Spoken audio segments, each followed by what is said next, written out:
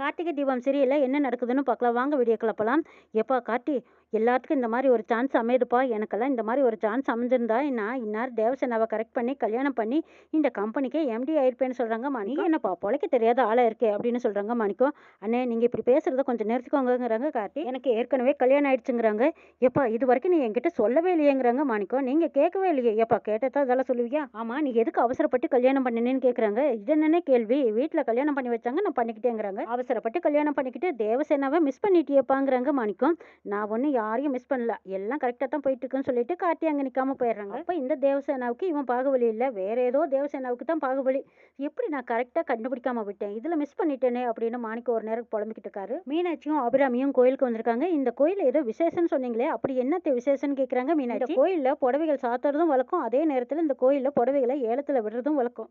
சாமி புடவையை ஏலத்தில் விட்டாங்கன்னா அதை எடுக்கிறது ரொம்ப விசேஷம்னு சொல்லுவாங்க. போன வருஷம் அந்த புடவையை எடுத்து நான் உனக்கு கொடுத்தேன், இந்த வருஷம் தீபாவுக்கு கொடுக்கலான்னு இருக்கிறேங்கிறாங்க. அத்தை நல்ல விசேஷம் தான், தீபாவுக்கு எடுத்து கொடுங்கங்கிறாங்க.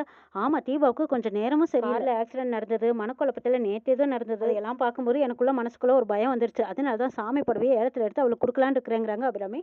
தீபா ரொம்ப நல்ல பொண்ணு, அவளுக்கு ஏன் தான் இப்படி எல்லாம் நடக்குதோ தெரியலைங்கிறாங்க மீனாட்சி. அவளுக்காக நானும் வேண்டிக்கிறேன்னு சொல்றாங்க மீனாட்சி. நல்லா வேண்டிக்கோ, நானும் வேண்டிக்கிறேன். அவளுக்கு ஒரு புடவையை எடுத்துட்டு போய் கொடுக்கலான்னு சொல்றாங்க அபிராமி. புடவை போய் ஏலத்தில் எடுக்கலான்னு மீனாட்சியும் அபிராமியும் போறாங்க. அங்கே 500 600ன்னு விலை முடிக்கிறாங்க. ஒவ்வொரு புடவையை ஏலங்கூறி ஏலம் எடுத்துட்டு இருக்கிறாங்க. அங்கே வந்தவங்களும் ஏலத்தில் எடுத்துட்டு போறாங்க. கடைசியா இது திருக்கல்யாணத்தும் போது இந்த புடவை அம்மனுக்கு சாத்தப்பட்டது. இதனோட ஆரம்ப விலையை 5000ன்னு சொல்றாங்க. ஒவ்வொரு விலையாக கூறி கூறி ஏலமிடுறாங்க. கடைசியாக அபிராமி 10,000 சொல்லி அந்த புடவையை வாங்கிக்கிறாங்க. புடவையை ஏலத்தில் எடுத்துக்கிட்டு தீபா பேருக்கு அர்ச்சனை பண்ணுறாங்க. அபிராமி அர்ச்சனை முடிஞ்சதும் உங்ககிட்ட ஒரு விளக்கம் கேட்கணும்னு ஐயர்கிட்ட விளக்கம் கேட்குறாங்க. என் மருமக சின்ன மருமக வாரம் கோயிலுக்கு விளக்கு போடுறதா வேண்டுதல் வச்சிருந்தா. சந்தர்ப்பம் சூழ்நிலை காரணத்தினால அவள் விளக்கு போட முடியல, அவளுக்கு பதிலாக நான் போடலாமான்னு கேட்குறாங்க அபிராமி. எல்லாம் ஒன்றும் பிரச்சனை இல்லை, ஆனால் அந்த பொண்ணோட வீட்டுக்காரர் வந்து அர்ச்சனை பண்ணினா தான் அதனோட முழு பலன் கிடைக்குங்கிறாங்க. சரி, என் பையன் கார்த்திவே வந்து அர்ச்சனை பண்ண சொல்லிடுறேன் அப்படின்னு சொல்லிட்டு போகிறாங்க. மீனாட்சி அப்படியே அம்மாவோட அப்பாவையும் போய் பார்த்துட்டு போகலாம், அவங்களுக்கு தான் உடம்பு சரியில்லைன்னு சொன்னாங்கல்ல, நம்ம போற வழி தானே, போய் பார்த்துட்டே போயிடலாம், நீ தீபாவை அம்மாவோட அட்ரஸ் அனுப்ப சொல்லுங்கிறாங்க. சரியத்தின்னு சொல்லிட்டு மீனாட்சி தீபாவுக்கு ஃபோன் பண்றாங்க. கார்த்தி ஒரு லேபுக்கு வந்திருக்காங்க. நான் டெஸ்ட்டுக்காக ஒரு ஜூஸ் கொடுத்தனால அதை டெஸ்ட் பண்ணியாச்சான்னு கேட்குறாங்க. நீங்க நினைச்ச மாதிரி அது கொடூரமான ஒரு டெஸ்ட் கலந்துருக்குன்னு சொல்றாங்க. அது எந்த மாதிரியான மாத்திரைன்னு கார்த்தி கேட்குறாங்க. அவங்க சாப்பிட்ற ஜூஸோ அல்லது ஃபுட்டோ இப்படி எதுலையாவது கலந்துட்டாங்கன்னா அவங்க சாப்பிட்றவங்க அந்த மூளையை அவங்களால கண்ட்ரோலை 1 மணி நேரத்துக்கு பண்ண முடியாதுன்னு சொல்றாங்க. இன்னும் கோவப்படுவாங்க, கையில கிடைச்சதையெல்லாம் எடுத்து போட்டு உடைப்பாங்க, இருக்கிறவங்கள தாக்குவாங்க, அவங்களுக்கு மிருக பலம் வந்துடும். அதுக்கப்புறம் யாருனாலையும் அவங்களை கண்ட்ரோல் படுத்தவே முடியாது. ஒய்ஃபுக்கு வேண்டாதவங்க யாராவது இப்படி செஞ்சிருக்காங்கன்னு சொல்றாங்க. சரி, அதனோட எஃபெக்ட்ஸ் என்ன 1 மணி நேரம் தான் இருக்குமா இல்ல மறுபடியும் கன்னியூ ஆகுமான்னு கேட்குறாங்க. அது கொஞ்ச நேரம் தான் இருக்கும், அப்புறம் வீரியம் குறைஞ்சு நார்மல் ஆயிடுவாங்கன்னு சொல்றாங்க. ரம்யாவும் அந்த வழியா போயிட்டு இருக்காங்க. அப்ப கார்த்தியை பார்த்துடுறாங்க. கார்த்திகை லேப்ல என்ன வேலைன்னு தெரியலையா அப்படின்னு கொஞ்சம் தூரம் போய் நின்று பாக்குறாங்க ரம்யா. கார்த்தி அந்த ரிப்போர்ட்டை வாங்கிட்டு போயிட்டு இருக்காங்க. கார்த்தி போனதுக்கு அப்புறமா ரம்யா அந்த லேப்ல போய் விசாரிக்கிறாங்க. கொஞ்சம் நேரத்துக்கு முன்னாடி ஒருத்தர் வந்து இங்க பேசிட்டு இருந்தாரு, அவர் என்ன விஷயமா இங்க வந்தாருன்னு கேட்கறாங்க. நீங்க யார் மேடம் கேட்கறாங்க அவங்க. அவர் எனக்கு தெரிஞ்சவர், என்ன விஷயமா வந்தாருன்னு கேட்டேங்கிறாங்க. அவர்கிட்டயே கேட்டிருக்கலாமே, உங்களுக்கு தெரிஞ்சவர்னு சொல்றீங்கல்ல, எங்கிட்ட எதுக்கு கேட்குறீங்கன்னு கேட்குறாங்க. என்னங்க ஒரு இன்ஃபர்மேஷன் கேட்டால் சொல்ல மாட்டீங்களா? உங்களுக்கு தெரிஞ்சவர்னா சொல்லணுமா? அப்படியெல்லாம் சொல்லக்கூடாது மேடம்ங்கிறாங்க. பணத்தை ஒரு கட்டு எடுத்து நீட்டுறாங்க. அதுக்கப்புறமா உண்மையெல்லாம் விலாவரியாக சொல்லிட்டு இருக்கிறாங்க. அவர் பேர் கார்த்தி, அவங்களுக்கு தெரிஞ்சவங்க யாரோ ஜூஸ் குடிச்சிருக்காங்க. அந்த ஜூஸில் டிஃப்ரென்ஸ் கலக்கக்கூடிய ஒரு மாத்திரை கலந்துருக்காங்க. அதை தான் அந்த கிளாஸ் எடுத்துகிட்டு வந்து அதனோட டீட்டெயில் கேட்டுட்டு இருந்தாருன்னு சொல்கிறாங்க. கார்த்திக்கு ஜூஸில் ஏதோ கலந்துருக்காங்கன்னு டவுட் வந்துருச்சு. இனிமேல் நம்ம ஜாக்கிரதையாக தான் இருக்கணும்னு நினைக்கிறாங்க ரம்யா. திரும்பவும் கார்த்தி வராங்க. ரம்யா பார்த்துடுறாங்க. கார்த்தி வராரு. நான் உள்ள மறைஞ்சு நினைக்கிறேன், என்ன காட்டி கொடுத்துறாதீங்கன்னு சொல்லிட்டு ஓடி ஒழிஞ்சுக்கிறாங்க. என்ன சார்னு கேட்குறாங்க. போனை மறந்து வச்சுட்டேன், அதை எடுத்துகிட்டு போகலான்னு வந்தேங்கிறாங்க. போனை எடுத்துக்கிட்டு போகிறாங்க கார்த்தி. அப்பாடா, கொஞ்சம் அலர்ட்டாக இருந்திருந்தா கார்த்திகிட்ட நம்ம மாட்டியிருப்போம். இனிமேல் கார்த்திக்கு சந்தேகம் எப்போ வேணாலும் நம்ம பேரில் திரும்பலாம். அதுக்குள்ளேயே நமக்கு தேவையானதெல்லாம் செஞ்சு முடிச்சுக்கணும்னு ரம்யா அப்போ தான் வெளியில் வராங்க. ரொம்ப தேங்க்ஸ், நீங்கள் செஞ்ச ஹெல்ப்பை நான் மறக்க மாட்டேன்னு சொல்லிட்டு ரம்யா அங்கேருந்து போகிறாங்க. ரம்யா வெளியில் வந்ததுமே வீராவுக்கு ஃபோன் பண்ணுறாங்க. நான் ஒரு லொக்கேஷன் அனுப்புகிறேன், அந்த இடத்துக்கு நீ வந்துருங்கிறாங்க. சரி மேடம்ங்கிறாங்க வீரா. மீனாட்சியும் அபிராமியும் காரில் வரும்போது வாரம் நம்ம கார்த்திவே வந்து அர்ச்சனை பண்ண சொல்லலாமான்னு கேட்குறாங்க. ஆமாம், தீபாவுக்கு தான் உடம்பு சரியில்லையில, அதனால அவள் எப்படி வர முடியும், கார்த்திவே வர சொல்லிடலாங்கிறாங்க அபிராமி. நான் தான் விளக்கு போடலான்னு நினச்சேன், ஆனால் கார்த்தி செஞ்சால் தான் முழு பலன் கிடைக்கும்னு ஐயர் சொல்லிட்டாரு. கார்த்தியை அர்ச்சனை பண்ணட்டும், அப்போ தான் தீபாவும் சீக்கிரமாக குணமாகுவா அப்படின்னு பேசிட்டு வராங்க. டிரைவரை பழக்கடையில் நிறுத்த சொல்கிறாங்க. பழக்கடையில் எதுக்குன்னு கேட்குறாங்க மீனாட்சி. நான் தான் கோயிலே சொன்னேனே, அம்மாவோட அப்பாவை பார்த்துட்டு வரலாங்கிறாங்க. உடம்பு சரியில்லாதவங்களை எப்படி வெறுங்கையோட போய் பார்க்குறதா தான் பழக்கடையில் நிறுத்த சொன்னாங்கிறாங்க. சாரி எத்தனை நிஜமாலுமே மறந்துட்டாங்கிறாங்க மீனாட்சி. வீரா வந்து ரம்யாவுக்காக வெயிட் பண்ணிட்டு இருக்காங்க. ரம்யா இறங்குனதுமே வீராவை டாட் போட்டுன்னு திட்டுறாங்க. அந்த தீபாவை ஏதோ ஒன்று பண்ணணும்னு சொன்னால் அதையும் அப்படியே சொதப்பி வச்சுட்டேன், இப்போ கார்த்திக் கண்ணிலையும் பட்டு தொலைச்சி வச்சிருக்கேன், எந்த வேலை கொடுத்தாலும் ஒழுங்காவே செய்ய மாட்டியா, எதுக்குமே லாய்க்கலைன்னு திட்டுறாங்க. மேடம் எல்லாமே அந்த தீபாவால் வந்தது, அவள் தான் காட்டி கொடுத்துட்டா, இல்லைன்னா நான் அவன் கண்ணிலேயே பட்டிருக்க மாட்டேங்கிறாங்க வீரா. தப்பு செஞ்சுட்டு காரணத்தை சொல்லாத, எனக்கு அது பிடிக்கவே பிடிக்காதுங்கிறாங்க ரம்யா.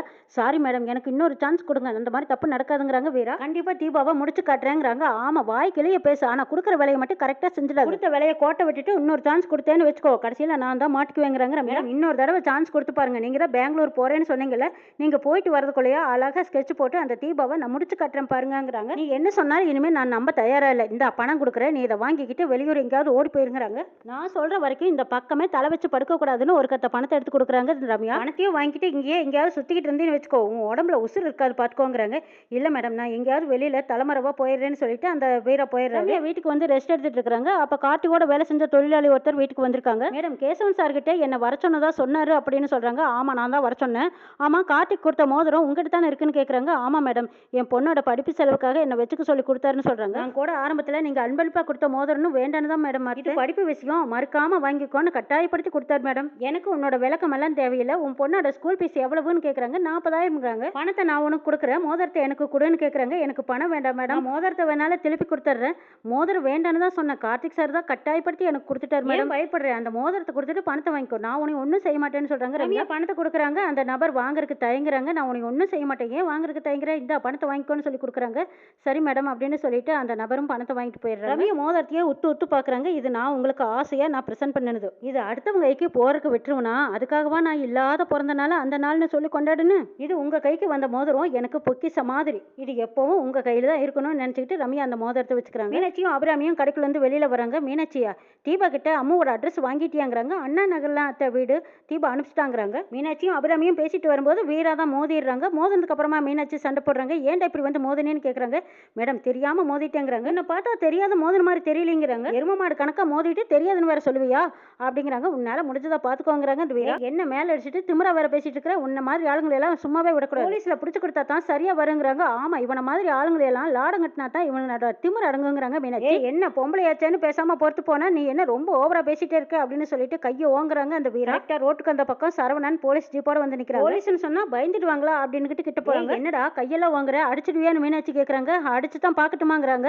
அந்த நேரம் வந்து சரவணன், என்ன மேடம் இவங்கிட்ட என்ன பிரச்சனை, இவன் என்ன உங்ககிட்ட பிரச்சனை பண்ணானான்னு கேக்குறாங்க. வாப்பா சரவணா, நல்ல நேரத்துல தான் வந்திருக்கேன், நாங்க பழம் வாங்கிட்டு ரோட்ல நடந்து வந்துட்டு இருக்கும்போது இவன் வேணுனே வந்து இடிச்சிட்டு ரொம்ப ராங்கா பேசுறாங்கிறாங்க. அப்புறம் கடைசியா அடிக்கிறக்கும் கையை ஓங்குறான் பாருங்கிறாங்க. ஆமா சார், இவன் வேணும்னு தான் கலாட்டா பண்றான், உங்க பாஷையில விசாரிச்சீங்கன்னா தான் இவனெல்லாம் அடங்குவான் சார், தெரியாம இடிச்சிட்டேன், இவங்க பெருசு பண்ணிட்டாங்கன்னு சொல்றான் அந்த வீரா. சார், இவன் பேசுறதெல்லாம் போய், நீங்க வர்றதுக்கு முன்னாடி எங்ககிட்ட எப்படி பேசினா தெரியுமா, இப்போ உங்களை பார்த்ததும் பம்பரானே. டேய், உன்னோட முகரக்கட்டிய பார்க்கும்போதே தெரியுது, நீ எதுக்கிட்ட இவங்க கிட்ட தகராறு பண்ண, சொல்லுடா. டேய், யாரா நீ, எந்த ஏரியாடா அப்படின்னு சொல்லி சரவணன் அடிச்சு கேக்குறாங்க. அவன் பாக்கெட்ல இருந்து கத்தி கீழே பார்த்ததும் ஆச்சரியமாவும் அதிர்ச்சி ஆகுறாங்க மீனாட்சியும் சரவணன் அபிராமி 3 பேரும். அங்க கார்த்தி வர்றதுக்கு நிறைய சான்சஸ் இருக்கு. அம்மா வீட்டுக்கு போகணும் வாப்பான்னு கூட்டிட்டு போறாங்க. என்ன நடக்குதுன்னு பார்க்கலாம்.